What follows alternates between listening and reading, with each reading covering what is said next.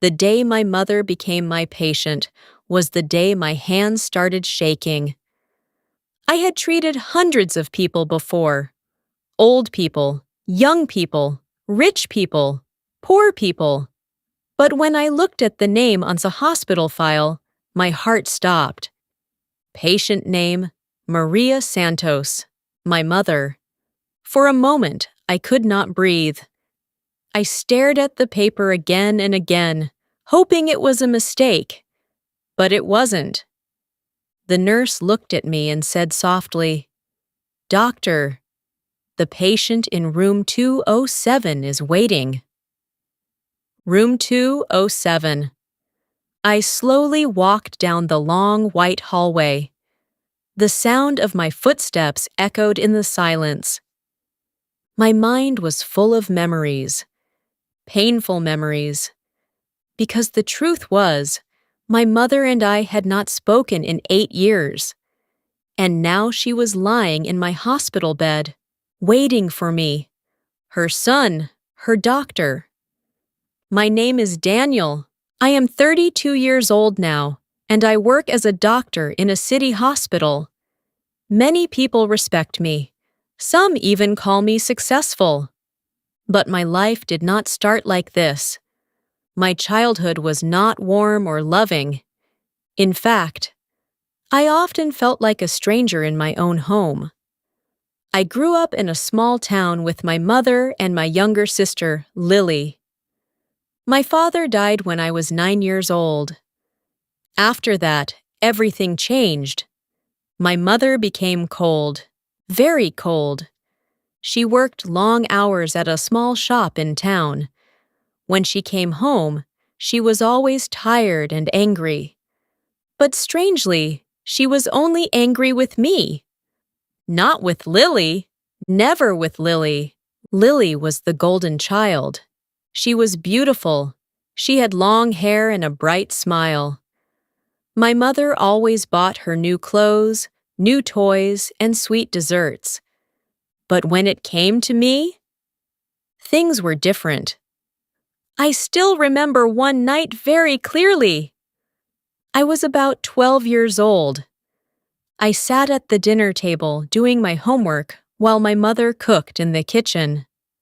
"Mom," I said carefully, "my school is having a science competition next week." She didn't look at me. "So?" "I want to join, but I need some materials. The teacher said we need about $20. She stopped cooking and turned around slowly. $20? She said with a sharp voice. I nodded. She laughed, but it wasn't a happy laugh. "Daniel, do you think money grows on trees?" she asked. "I just thought—" Before I could finish, she interrupted me. "You always want something, always asking, always complaining." I felt my face become hot. "I'm not complaining," I said quietly. She slammed a plate on the table. "You don't need competitions. You need to study quietly and stop wasting my money." Then she looked toward the living room. "Lily!" she called. My sister ran in happily. "Yes, Mom?" My mother smiled warmly, a smile I almost never saw. "Tomorrow we'll go to the mall. You need a new dress for your school party." Lily clapped her hands with excitement, and I sat there in silence, holding my science paper. That night, I cried quietly in my room, not because of the competition, but because I understood something very painful. My mother loved Lily, but she didn't love me the same way. Maybe she didn't love me at all. As the years passed, the difference became bigger. Lily got everything she wanted. If she wanted a new phone, she got it. If she wanted expensive makeup, she got it. But when I needed school books, my mother would say the same words. "Use the old ones." Borrow from friends. Don't waste money. So I started working small jobs after school. I delivered newspapers. I cleaned tables in a small cafe. Sometimes I helped an old man fix bicycles. I saved every dollar, not for fun, for school. One evening, when I was 16, something important happened. My biology teacher, Mr. Carter, called me after class. "Daniel," he said, smiling, "your exam score is the highest in the school." I was surprised. "Really?" He nodded. "You have a talent for science. Have you ever thought about becoming a doctor?" A doctor! No one had ever asked me that before. I laughed nervously. "Doctor, that's impossible." "Why?" he asked. "Medical school is very expensive," I said. Mr. Carter looked at me seriously. "There are scholarships for students like you." That night, I couldn't sleep.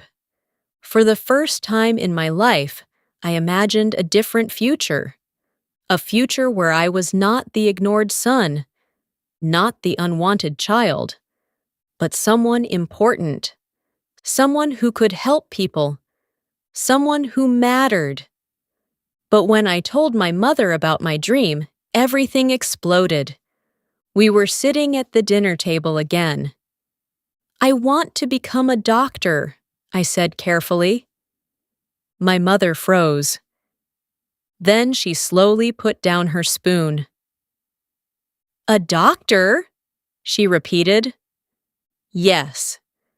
My teacher says I can apply for scholarships." She stared at me like I had said something stupid.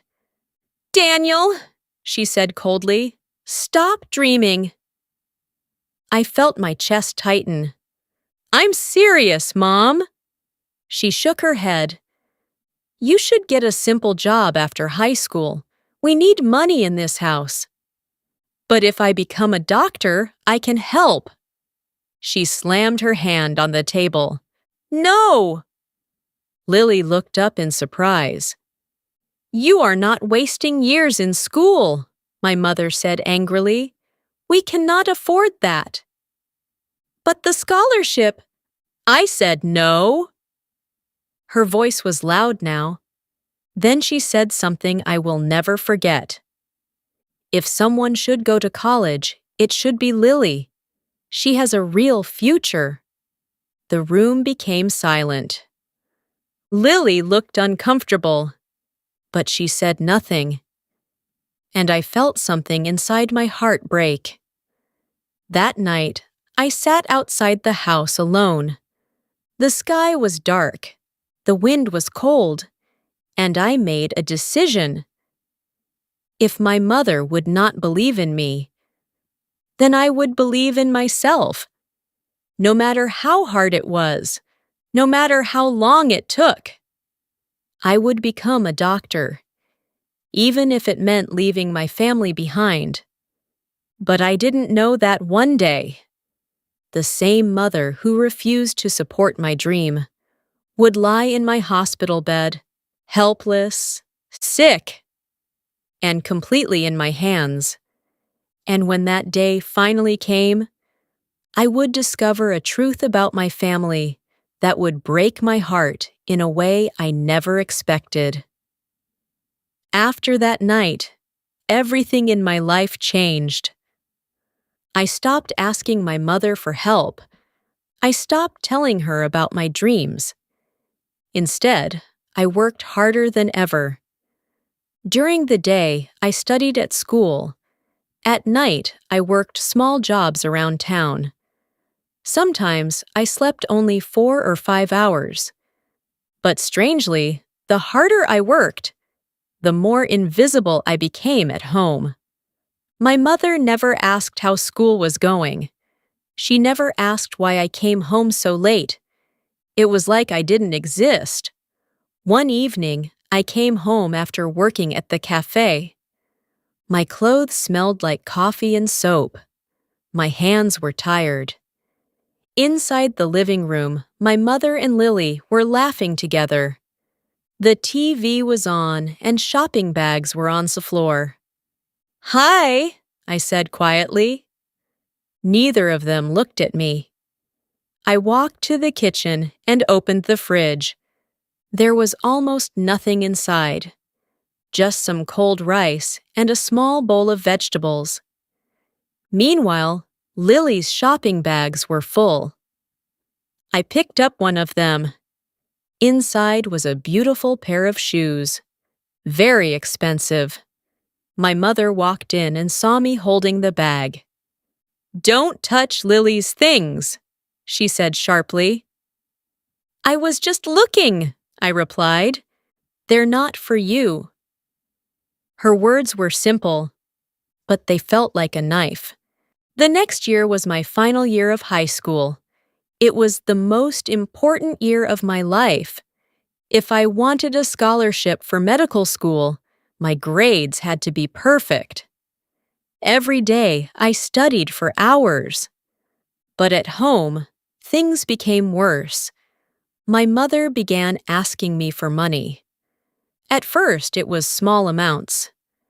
"Daniel, give me $20. I need to pay a bill." "Daniel, lend me some money. I'll return it later." But she never returned it. And later, I noticed something strange. She always had money for Lily. New dresses, new phone, new makeup. One day, I finally asked her, "Mom, why do you keep asking me for money?" She looked annoyed. "You live in this house, don't you?" "Yes, but I already pay for my school things." "And," she said, "you should help the family." I felt my chest tighten again. "I am helping the family," I said quietly. "I work every night." She crossed her arms. "Well, work harder." Then she walked away. Despite everything, I kept studying, because I knew this was my only chance to escape. One afternoon, a letter arrived at our house. It had the logo of a big university. My hands trembled when I opened it. My eyes moved quickly across the words. Then I stopped breathing. I got the scholarship. Full tuition, housing, everything. I read the letter again and again. I couldn't believe it. After years of struggle, my dream was finally real. I ran into the living room. "Mom!" I said excitedly. She was sitting on the couch with Lily. "What is it?" she asked, sounding annoyed. "I got the scholarship," I said, holding the letter. She looked at it. Then she looked at me. But there was no pride in her eyes. No happiness, just silence. "So?" she said. "So, I can go to medical school." She sighed. "That means you're leaving the house?" "Yes, but it's a great opportunity." Before she could answer, Lily suddenly spoke. "That university is in the city, right?" "Yes," I said. She turned to our mother. "That's the same city where the fashion college is." My mother's eyes lit up immediately. "Really?" Lily nodded. "I've always wanted to study there." I watched their conversation, confused. My mother grabbed the letter from my hands and read it again. Then she looked at me with a strange expression. "Daniel," she said slowly, "if you go to that city, you should help Lily too." "What do you mean?" "You can share your apartment with her." "I don't have an apartment," I said. "The scholarship gives me a dorm room." "Then find a bigger place," she replied. I stared at her. "Mom!" I'll barely have enough money for myself. She frowned. Don't be selfish. Selfish. The word hurt more than I expected. I worked for this scholarship for years, I said quietly. Yes, she said coldly, and now it's time to help your sister. That night, Lily knocked on my bedroom door. Can I come in? She asked. Sure. She sat on the edge of my bed. Look, she said softly. Mom really wants me to go to that fashion college. That's great, I replied, but the tuition is very expensive. I nodded slowly. So, I was thinking, she continued. My stomach tightened. You could help pay for it. I stared at her in disbelief. Help pay for your college? Yes. Lily, I'm a scholarship student. I don't have extra money. She looked disappointed. But you'll become a doctor someday, she said. Doctors earn a lot. That's years from now. She crossed her arms. You always think about yourself. I couldn't believe what I was hearing. I worked for years just to go to school, I said. And we are your family, she replied. Her voice was no longer soft.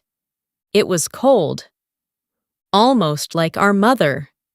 A few weeks later, the biggest fight in our family finally happened. It started at dinner. My mother looked at me seriously. I spoke with Lily's college, she said. I looked up. They have a special program, she continued, but we need to pay the first semester soon. That's good, I said carefully. Then she said the words that changed everything. You will give Lily your scholarship money. The room became completely silent. I felt like the air disappeared. What? I whispered. You heard me, she said. My scholarship is for medical school. You can work instead, she replied. I stared at her, shocked. You want me to give up my dream for Lily? She needs it more, my mother said. Lily said nothing. She just looked down at the table. My hands were shaking now. I worked for this for years, I said slowly. And I raised you for 18 years, my mother replied coldly. So now you repay me. At that moment, something inside me broke. I stood up from the table. No, I said. My mother's eyes became sharp. What did you say? I said no. My voice was stronger now. I will not give up my future. The anger in her face grew quickly. You ungrateful child, she shouted. I'm not ungrateful, I said. I'm just choosing my life. Then she said something that still echoes in my mind. If you walk out that door for medical school, don't come back. The words hit me like a storm. I looked at Lily, but she still said nothing. Not a single word to defend me. Not a single word to stop our mother. And in that moment, I realized something painful. In this family, I was completely alone. So I packed my bags, and I left the house that same night. I thought that would be the hardest moment of my life. But I was wrong. Because 8 years later, when I walked toward room 207 in the hospital, I would learn that my mother had done something far worse than I ever imagined. 8 years passed like a long, heavy silence. In those years, I never went back home. I became a medical student in the city, just like I dreamed. At first, life was very hard. I worked part-time jobs while studying day and night. Many times, I felt like giving up. But I remembered my mother's words. If you leave, don't come back. So I didn't. I built a new life without her. Slowly, I became a doctor. A real doctor. People started calling me Dr. Daniel. But inside, I was still the same boy who once sat at a dinner table, feeling unwanted. Then one morning, everything changed. I was in the emergency department when the hospital phone rang urgently. Dr. Daniel, the nurse said, we have a critical patient coming in. Severe heart failure. She is being transferred to your unit. Name? I asked while checking files. There was a short silence. Then the nurse answered, Maria Santos. My pen stopped moving. My heart stopped for a second, too. I didn't speak. I just stood there. Because I knew that name. I knew it too well. My mother. That is how I ended up walking toward room 207. Each step felt heavier than the last. My mind was full of questions. Why now? Why here? Why me? When I reached the door, I stopped for a moment. I took a deep breath. Then I pushed it open, and I saw her. She was lying in a hospital bed, connected to machines. Her face was pale. Her hair was thinner than I remembered. She looked small, weak. Not like the strong woman who once shouted at me. Not like the woman who told me to leave forever. For a moment, I just stood there without moving. Then her eyes slowly opened. She looked at me. At first, she didn't recognize me. Then her eyes widened slightly. Daniel? She whispered. My name sounded strange in her voice. I didn't answer right away. I just looked at her chart. Her condition was serious, very serious. But I kept my face calm, because I was her doctor now, not her son. At least, that's what I told myself. Doctor, the nurse said softly behind me. She needs immediate care.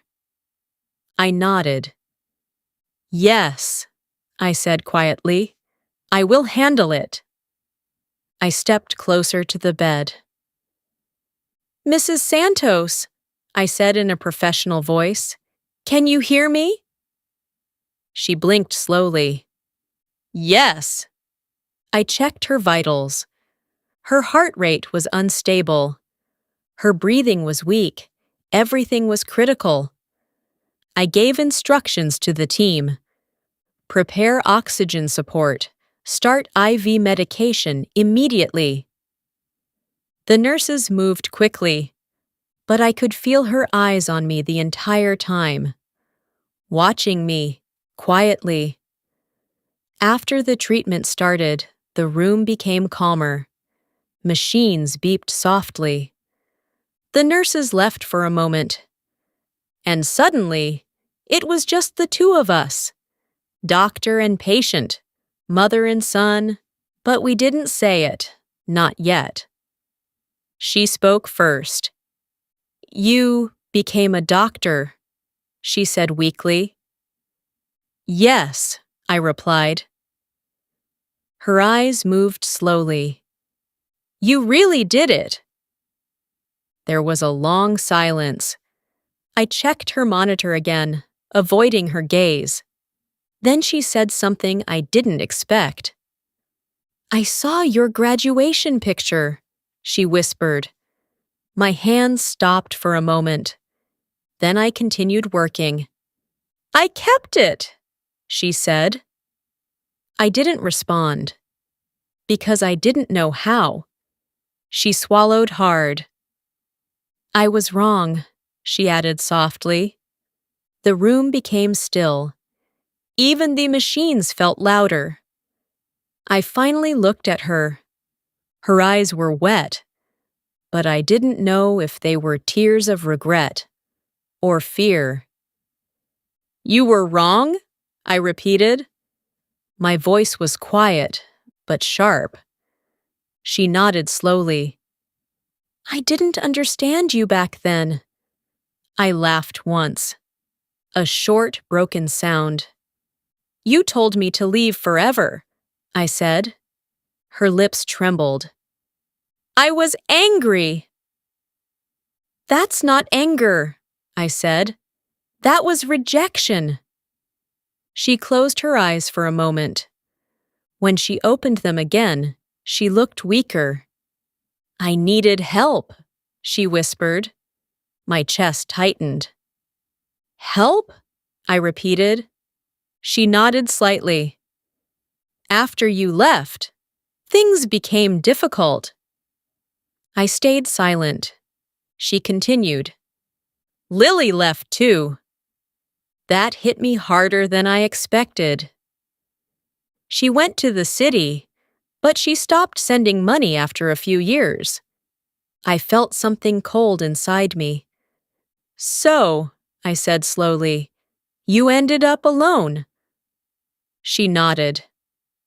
Yes. A long silence followed. Then she said something that broke my control. I sold the house. I froze. The house, I asked. She nodded again. Medical bills. I had no choice. My hands slowly tightened. That house was everything we had. It was where I grew up, where I cried alone, where I was told I didn't matter. And now it was gone. I stepped back slightly. I felt my emotions rising, but I kept my voice calm. Do you know what you did to me? I asked. She looked at me, quiet, waiting. I spent my whole life trying to prove I was not useless, I said. My own mother made me feel like I didn't belong in my own home. Her eyes filled with tears. I know, she whispered. No, I said sharply. You don't know. My voice shook now. You didn't see me crying at night. You didn't see me working 2 jobs just to survive. You didn't see me sleeping in a small dorm room, wondering why I was never enough for you. She started crying silently, but I didn't stop, because something inside me had been locked for years, and it was finally breaking open. I became a doctor, I said, my voice low, but not because you supported me. I stepped closer. I became a doctor because you didn't. The room felt heavy. My hands were shaking now.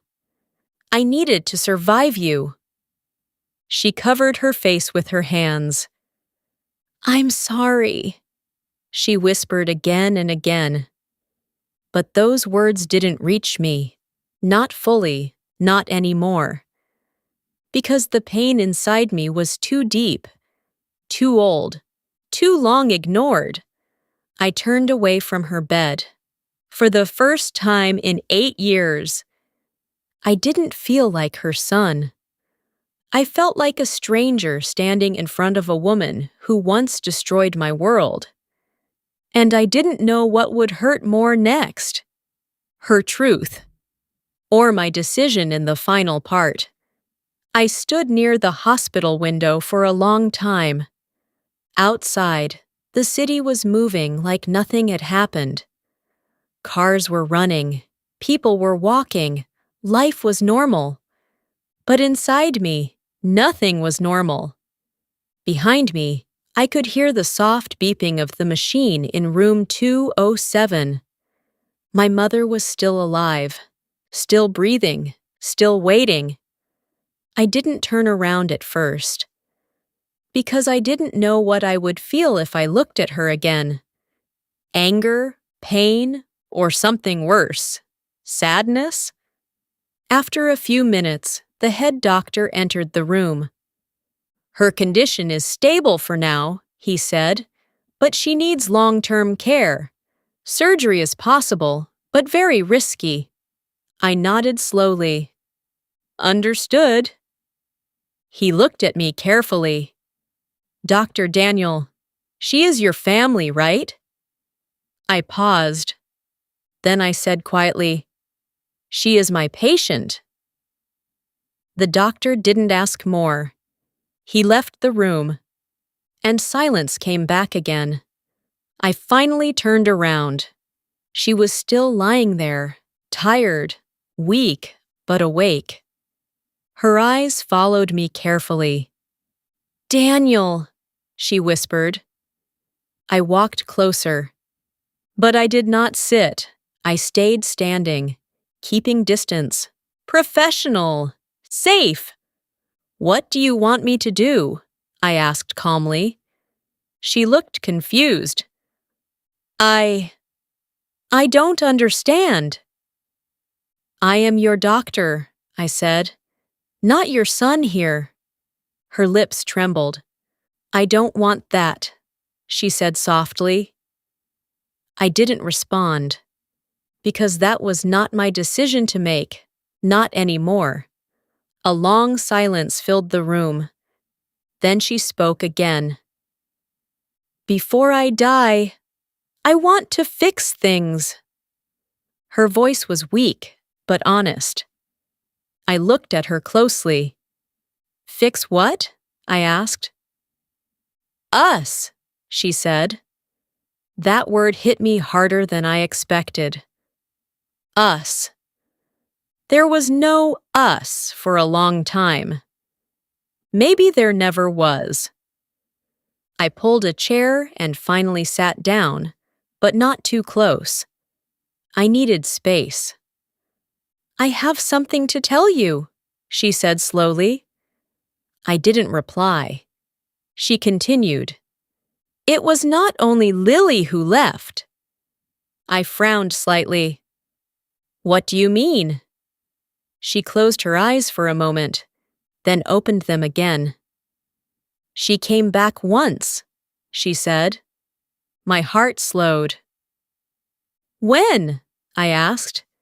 "2 years after you left." I stayed quiet. "She was crying," my mother said. "She said she was struggling. She asked for help." I listened carefully.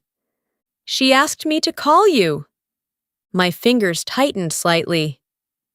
"But I refused." The room became colder. "I told her you were too busy, that you didn't want us anymore." I stared at her. "Why would you say that?" I asked quietly. Tears rolled down her face. "Because I was proud," she said, "and stupid." Silence. Heavy silence. Then she said the final truth. "The truth is, I was always afraid of losing control." I frowned. She continued, "Your father died, and I felt like I had no power over anything anymore. I took it out on you." Her voice broke. "You were the only one I could control." My chest tightened painfully. "So I became harsh," she said. "Cold, unfair." She looked at me directly. "But you were never the problem." A long silence followed. I didn't speak, because my mind was full. Too full. I stood up slowly. "Do you know what the hardest part was?" I asked. She shook her head. "I didn't need perfect parents," I said. "I just needed someone who believed I existed." Her tears fell faster now. "I see that now," she whispered. "But it's too late," I said quietly. Her body shook slightly. I know. Another long silence. I looked at her monitor. Her condition was still unstable. She needed surgery. Without it, she would not survive long. The hospital door opened again. The nurse entered with files. "Doctor, we need your decision," she said. I looked at my mother, then at the file, then back at her. She was watching me carefully, not as a doctor, not as a patient, but as a mother waiting for her son's answer. My hands stayed still. My mind went back to everything: the empty dinners, the cold words, the nights I cried alone, the dream I built without her support, the life I created without her love. And now, she needed me. Only me. I closed the file slowly. "I will perform the surgery," I said. The nurse nodded quickly and left. My mother's eyes widened slightly. "Daniel," she whispered. I stood up. "I am doing this as your doctor," I said firmly. Not as forgiveness, not as forgetting, but as responsibility. The surgery took hours. I worked with full focus. Every movement was careful. Every second mattered. Outside the operating room, I could feel my past waiting. But inside the room, I was only a doctor, nothing else. Finally, the monitor stabilized. The surgery was successful. A quiet relief filled the room. The team stepped back slowly. "Good job, doctor," someone said. But I didn't smile. I just looked at her. Alive, breathing, still here. Later, I walked into her recovery room. She was awake, weak but stable. When she saw me, she tried to speak, but I raised my hand slightly. "Rest," I said. She nodded slowly. Tears were still in her eyes. "Thank you," she whispered. I looked at her for a long moment. Then I said something I never thought I would say. "You don't need to thank me." She looked confused. "Why?" she asked softly. Because my voice was calm when I answered. "Because I forgave you a long time ago." Her eyes widened. Tears fell faster now. "But that doesn't mean I forgot," I added.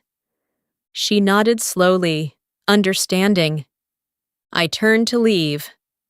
"Daniel," she called weakly. I stopped at the door. "Yes?"